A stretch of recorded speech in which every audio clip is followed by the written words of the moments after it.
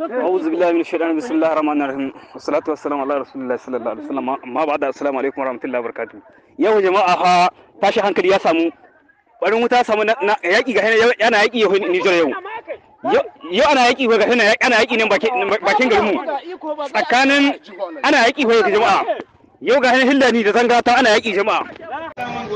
wa alaikum salam wa rahmatullahi wa barakatuh garan fure alasan lalle iko hannu keta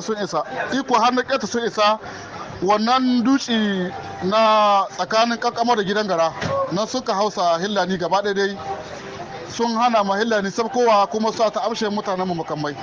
lalle iko hannu keta sun isa na tawo ma an kira su amma duk wata ruga na an kone ta duk wata ruga ta hillani nan wadda ta yi kama daga nan malale duka abin da ya yi duk wata ruga an kone ta amma babu daɗi lalle babu daɗi yanzu ni kiran ya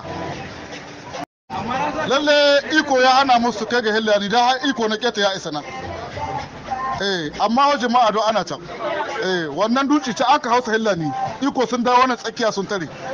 amma duk wata riga an kone ta na duk wata ruga an kone ta أعوذ بالله من الشيطان الرجيم بسم الله الرحمن الرحيم والصلاة والسلام على أشرف المرسلين سيدنا نبينا محمد صلى الله عليه وسلم أما بعد السلام عليكم ورحمة الله وبركاته يا إخوان المسلمين to tarzoma har ko ta kwanta kuma yanzu haro kuma ka tsakarta shi yanzu ga hanan tsakanin bukoki hillani da abin ga kun gani ana ta abin da akwai jima'a ko ina da mashiruka da ko ina kun duba gani jama'a ga sunan garin mu ko ina an maza da mata duk gaba ɗaya gari ya barke zanga ta kuma ana na an shigo dibo nan gona ta mu ta gida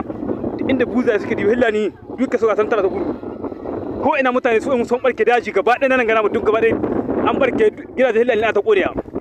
amma billahi da kasa gari ba billahi inda billahi yake dukiya ya tsere ya bar dukiya a daidai wanga lokaci